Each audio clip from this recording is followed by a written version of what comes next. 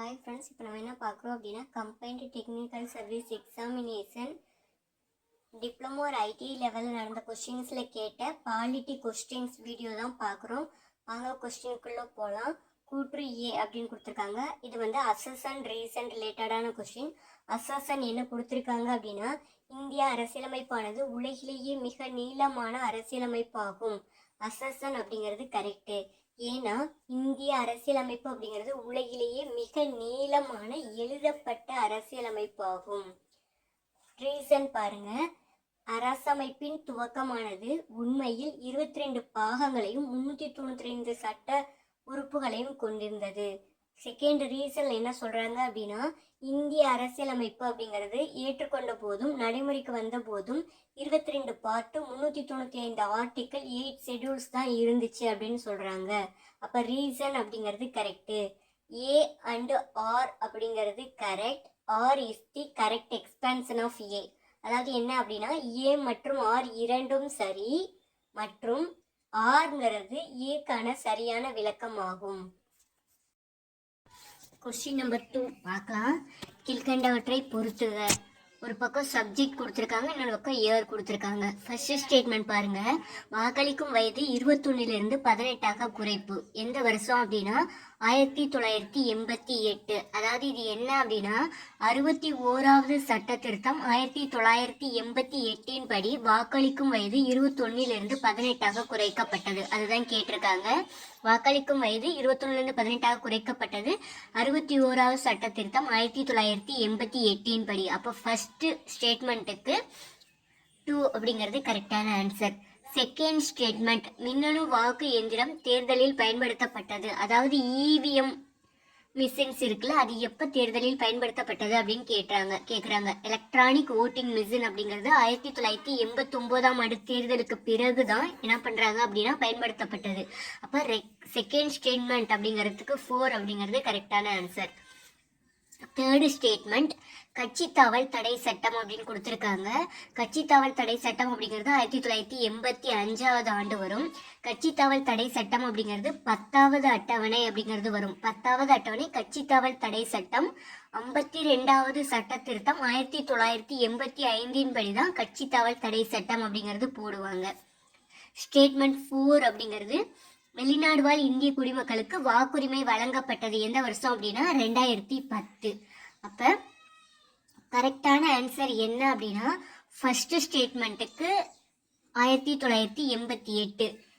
EVM introduce பண்ணது 1989. அப்ப second ஸ்டேட்மெண்ட்டுக்கு 4. Third statement, கட்சி தாவல் தடை சட்டம் அப்படிங்கிறது 1985. தேர்டு ஸ்டேட்மெண்ட்டுக்கு 1. ஃபோர்த்து, வெளிநாடு வாழ் இந்திய குடிமக்களுக்கு வாக்குரிமை வழங்கப்பட்டதுங்கிறது 2010. அப்போ 3. கரெக்டான ஆன்சர் 2 4 1 3. கொஸ்டின் நம்பர் 3 பார்க்கலாம். பிராந்திய அல்லது மாநில கட்சிகள் அங்கீகாரம் பெறுவதற்கு தேர்தல் ஆணையம் விதிக்கும் நிபந்தனைகள். ஃபர்ஸ்ட் ஸ்டேட்மெண்ட், அதாவது என்ன கொடுத்துருக்காங்க, என்ன கேட்குறாங்க அப்படின்னா, ஒரு கட்சி மாநில கட்சியை அங்கீகாரம் பெறணும்னா என்னென்ன நிபந்தனைகள் இருக்குது அப்படிங்கிறதான் கொஸ்டின். ஃபர்ஸ்ட் ஸ்டேட்மெண்ட் பார்ப்போம். மாநில சட்டப்பேரவைக்கான தேர்தலில் செல்லத்தக்க வாக்குகளில் குறைந்தபட்சம் 3% வாக்குகளை பெற வேண்டும் அப்படின்னு கொடுத்துருக்காங்களா. ஃபர்ஸ்ட் ஸ்டேட்மெண்ட் அப்படிங்கிறது ராங். ஏன்னா மாநில சட்டப்பேரவைக்கான தேர்தலில் செல்லத்தக்க வாக்குகளில் குறைந்தபட்சம் 6% வாக்குகளை பெற்றிருந்தால்தான் அந்த கட்சி மாநில கட்சியாக அங்கீகாரம் செய்யப்படும். ஃபர்ஸ்ட் ஸ்டேட்மெண்ட் அப்பனா ராங். செகண்ட் ஸ்டேட்மெண்ட் பாருங்க, 25 தொகுதிகளுக்கு ஒரு மக்களவை தொகுதி அல்லது சட்டப்பேரவை தேர்தலில் குறைந்தபட்சம் 2 தொகுதிகளில் வெற்றி பெற்றிருந்தால் அது மாநில கட்சியாக அங்கீகாரம் செய்யப்படும். அப்ப செகண்ட் ஸ்டேட்மெண்ட் அப்படிங்கிறதும் கரெக்ட் தான். தேர்டு ஸ்டேட்மெண்ட் அப்படின்னா, மாநில சட்டமன்ற மொத்த தொகுதிகளில் 6% தொகுதிகளில் வெற்றி பெற வேண்டும் அப்படின்னு கொடுத்துருக்காங்க. அது தப்பு. ஏன்னா மாநில சட்டமன்ற மொத்த தொகுதிகளில் 3% தொகுதிகளில் வெற்றி பெற வேண்டும் அப்படிங்கிறது தான் கரெக்ட். அப்ப சரியான ஆப்ஷன் அப்படிங்கிறது ஆப்ஷன் 2 மட்டும்தான் கரெக்ட். 1 3 ராங். கொஸ்டின் நம்பர் 5 பார்க்கலாம். இந்திய உச்ச நீதிமன்றம் பற்றிய சரியான கூற்றுகள். ஸ்டேட்மெண்ட் 1 வந்து ஜனவரி 28 1950ஆம் ஆண்டு முதல் செயல்பட தொடங்கியது அப்படின்னு கொடுத்துருக்காங்க. ஃபர்ஸ்ட் ஸ்டேட்மெண்ட் அப்படிங்கிறது ராங். ஏன்னா ஜனவரி 26 1950ஆம் ஆண்டு முதல் செயல்பட தொடங்கியது. செகண்ட் ஸ்டேட்மெண்ட், இந்திய உச்சநீதிமன்றத்தோட முதல் தலைமை நீதிபதி ஹரிலால் கனியா அப்படின்னு கொடுத்துருக்காங்க. கரெக்டு தான். தேர்ட் ஸ்டேட்மெண்ட் கொடுத்துருக்காங்க இல்லையா, இது தற்போதுள்ள வளாகத்துக்கு 1988 மாற்றப்பட்டது அப்படின்னு. அது ராங் ஸ்டேட்மெண்ட். ஏன்னா இது தற்போதுள்ள வளாகத்துக்கு மாற்றப்பட்ட ஆண்டு 1958. அப்ப இதுக்கு முன்னாடி வரைக்கும் அது எங்க செயல்பட்டு இருந்துச்சு அப்படின்னா 1950 இருந்து 1958 வரைக்கும் பார்லிமெண்ட் பில்டிங்ல தான் இந்திய உச்ச நீதிமன்றம் அப்படிங்கிறது செயல்பட்டு வந்துச்சு. 1958 பிறகுதான் தற்போதுள்ள வளாகத்துக்கு மாற்றப்பட்டது. அப்ப சரியான கூற்று அப்படின்னு பார்த்தோம் அப்படின்னா ஆப்ஷன் பில இருக்க செகண்ட் ஸ்டேட்மெண்ட் அப்படிங்கிறது தான். கொஸ்டின் நம்பர் 5 பார்க்கலாம். இது அசஸ் அண்ட் ரீசன் ரிலேட்டடான கொஸ்டின். இது குடியுரிமை ரிலேட்டடாக கேட்டிருக்காங்க. இது பார்க்கறதுக்கு முன்னுக்கு குடியுரிமை அப்படிங்கிறத பார்த்துட்டு அதுக்கப்புறம் இந்த கொஸ்டினுக்குள்ளே வரலாம். குடியுரிமை அப்படிங்கிறது பார்ட் 2 ஆர்டிக்கல் 5 to 11 தான் குடியுரிமை பற்றி குறிப்பிடுகிறது அப்படின்னு நமக்கு தெரியும். 1955 தான் குடியுரிமை சட்டம் அப்படிங்கிறது கொண்டு வந்தாங்க. குடியுரிமை சட்டம் அப்படின்னா இதுவரை பல முறை திருத்தம் செய்யப்பட்டுள்ளது. 1955 கொண்டு வந்தாங்க, 86 திருத்தம் செஞ்சாங்க. அதுக்கப்புறம் 1992 ஒரு தடவை திருத்தம் மேற்கொள்ளப்பட்டது, 2003 ஒரு தடவை திருத்தம் பண்ணாங்க, 2005 ஒரு தடவை திருத்தம் பண்ணாங்க. இந்த மாதிரி இந்திய குடியுரிமை சட்டம் அப்படிங்கிறது பல முறை திருத்தம் செய்யப்பட்டுள்ளது. 2003 என்ன திருத்தம் பண்ணியிருப்பாங்க அப்படின்னா, இந்தியாவை சேர்ந்த வெளிநாடு வாழ் இந்தியர்கள் இருப்பாங்கல்ல, அவங்களுக்கு இரட்டை குடியுரிமை அப்படிங்கிறது வழங்கப்பட்டது. எப்ப அப்படின்னா 2003 குடியுரிமை திருத்த சட்டத்தின்படி தான். என்ஆர்ஐகளுக்கு இரட்டை குடியுரிமை வழங்க பரிந்துரை செய்த கமிட்டி எது அப்படின்னு கேட்டாங்க அப்படின்னா எல்எம் சிங்கிவி கமிட்டி தான் என்ஆர்ஐகளுக்கு இரட்டை குடியுரிமை வழங்க பரிந்துரை செய்த கமிட்டி. இப்போ கொஸ்டின்குள்ள போகலாம். அசசன் அப்படிங்கிறது பாருங்க, 2003 குடியுரிமை திருத்த சட்டம் இந்தியாவில் தங்கியுள்ள நபர்களுக்கு இரட்டை குடியுரிமை வழங்க வகை செய்துள்ளது அப்படின்னு கொடுத்துருக்காங்க. ஆக்சுவலாக தமிழ் கொஸ்டின் அப்படிங்கிறது இந்தியாவில் தங்கியுள்ள நபர்கள் அப்படிங்கிறது தப்பு. 2003 குடியுரிமை திருத்த சட்டம் அப்படிங்கிறது இந்தியாவை சேர்ந்த வெளிநாட்டில் வசிக்கக்கூடிய வெளிநாடு வாழ் இந்தியர்களுக்கு இரட்டை குடியுரிமை வழங்க வகை செய்துள்ளது. இங்கிலீஷில் கரெக்டாக கொடுத்துருக்காங்க, அதனால நம்ம இங்கிலீஷை தான் எடுத்துக்கணும். அப்போ அசசன் அப்படிங்கிறது கரெக்டு. ஏன்னா உலகில் உள்ள எல்லா நாடுகளிலும் இரட்டை குடியுரிமை வழங்கியுள்ளது. ரீசனும் கரெக்டு. ஆனால் எல்லா நாடுகளும் இரட்டை குடியுரிமை வழங்குச்சு, அதனால தான் இந்தியாலையும் கொடுத்தாங்க அப்படிங்கிறது தப்பு. அதாவது அசசன் தனியாக கரெக்டு, ரீசன் தனியாக கரெக்டு. அசசன் அப்படிங்கிறது ரீசனை எக்ஸ்பிளைன் பண்ணலை அப்படிங்கிறது தான் இது கரெக்டான ஆன்சர். ஆப்ஷன் டி அப்படிங்கிறது. 6வது கொஸ்டின் பார்ப்போம். அசஸ் அண்ட் ரீசன் ரிலேட்டடான கொஸ்டின்ஸ் கொடுத்துருக்காங்க.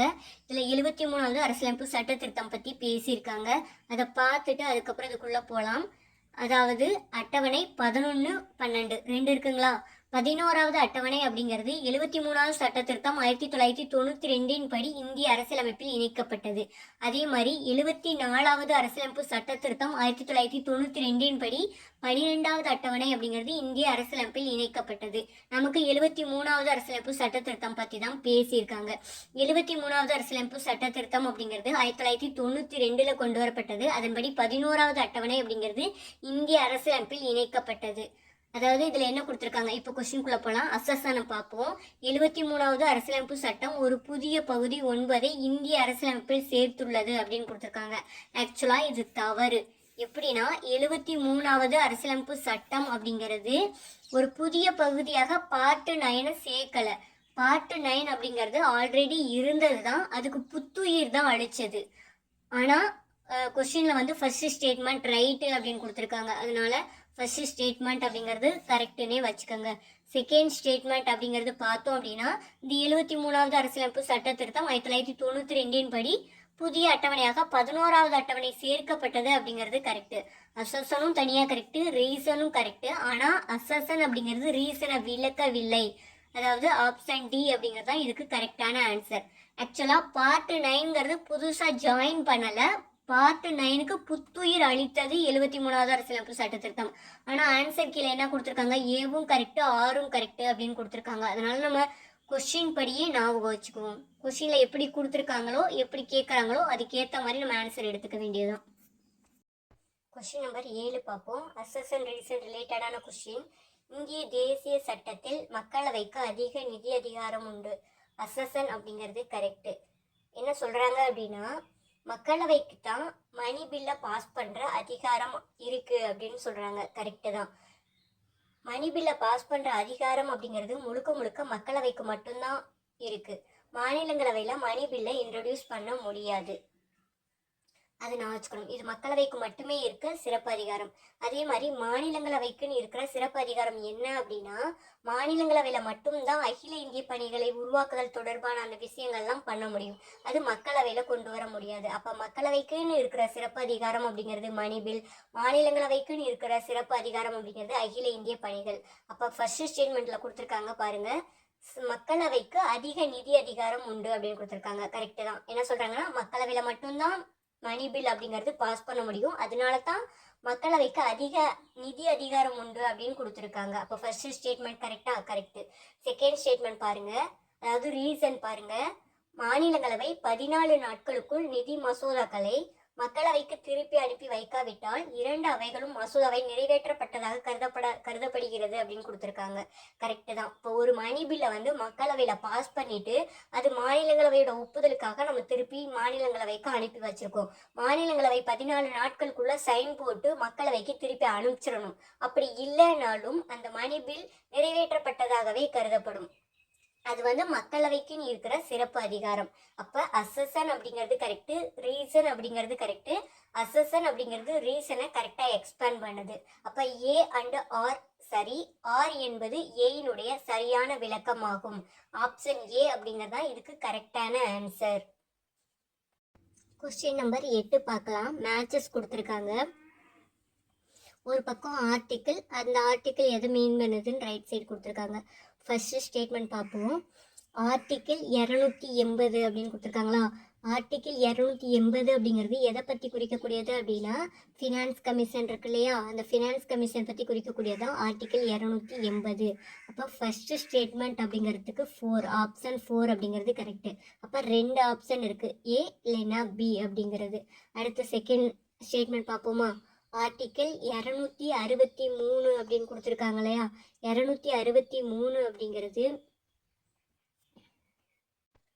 மாநிலங்களுக்கிடையேயான குழு பற்றி குறிப்பிடுகிறது.